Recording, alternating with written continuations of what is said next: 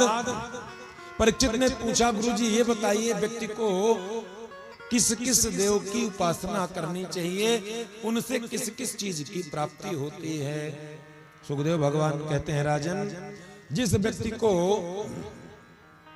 जिस क्षेत्र में अकाल पड़ गया हो, अकाल पड़ने की स्थिति पर अन्न की पूर्ति के लिए भगवती देव माता अदिति की उपासना करनी चाहिए। और जिसको बहुत सुंदर बनना हो, भाई हमको बहुत सुंदर बनना, हमारा स्वरूप सुंदर चाहिए, उसको इष्ट बनाना चाहिए, उसको गंधर्वों की उपासना करनी चाहिए।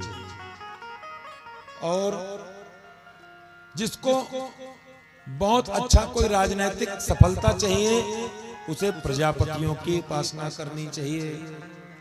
जिसको विद्या नहीं आती, उसको भगवान भोलेनाथ की उपासना करनी चाहिए, क्योंकि भगवान भोलेनाथ विद्या के देवता हैं। अब कभी कभी लोग हमसे पूछ लेते हैं, महाराज जी लोग विद्या के लिए तो सरस्वती मैया की पूजा करते हैं। सरस्वती भगवती वाणी की देवी है और भगवान भोलेनाथ विद्या के अधिपति हैं।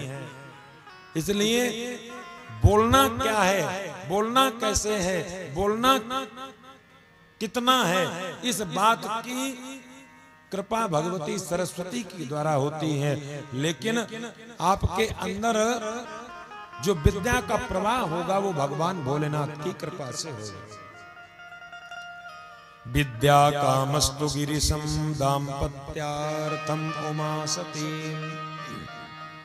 जिसके दाम्पत्य जीवन में बहुत लड़ाई हो, झगड़ा हो, कलह हो, उसको भगवती उमा की उपासना करनी चाहिए, माँ भगवती पार्वती की उपासना करनी चाहिए।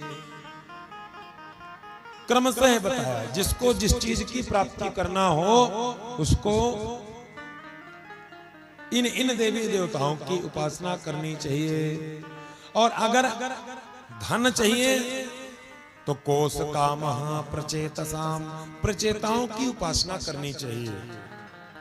परीक्षित ने कहा, अच्छा गुरुजी, जैसे किसी को कुछ नहीं चाहिए तो कुछ ना चाहने वाले व्यक्ति को किसकी पूजा करनी चाहिए? सुखदेव भगवान ने कहा कि पूजा, उसने कहा कि भाई हम क्यों पूजा करें? राजा परीक्षित ने कहा कि जब कुछ चाहिए ही नहीं तो फिर हम उपासना क्यों करें, पूजा क्यों करें? सुखदेव भगवान कहते हैं, राजन, जिसको कुछ नहीं चाहिए अथवा संसार के समस्त सुख चाहिए, उसे भगवान नारायण की उपासना करनी चाहिए। अकामः सर्व कामो वा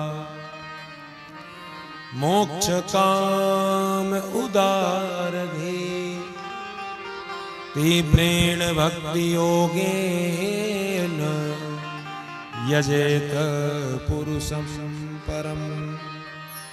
अकामः सर्व कामो वा, जिसको कुछ नहीं चाहिए, जिसके मन में कोई कामना नहीं, अथवा सर्व कामों, जिसके हृदय में सारी कामनाएं भरी पड़ी हैं, उसको तीव्रेण भक्ति योगेन यजेत पुरुषं परम। परम पुरुष परमात्मा श्रीमन नारायण के चरणों की उपासना करनी चाहिए। क्यों? क्योंकि मूलम ही विष्णुर देवा नाम, जो भगवान नारायण हैं समस्त देवताओं के मूल हैं। इसलिए अलग अलग उपासना करने की जरूरत नहीं। अब किसी की मित्रता अगर सीधा राज्य के मुख्यमंत्री से हो जाए तो फिर वो अलग अलग थानों के थानेदारों से क्यों मित्रता करेगा भाई? जब मुख्यमंत्री से उसकी पहचान है तो फिर उसको इंस्पेक्टर थानेदारों से पहचान करने की जरूरत नहीं है। इसी तरह जो नारायण के चरणों से जुड़ गया, उसे किसी और के चरणों से जुड़ने की जरूरत नहीं है।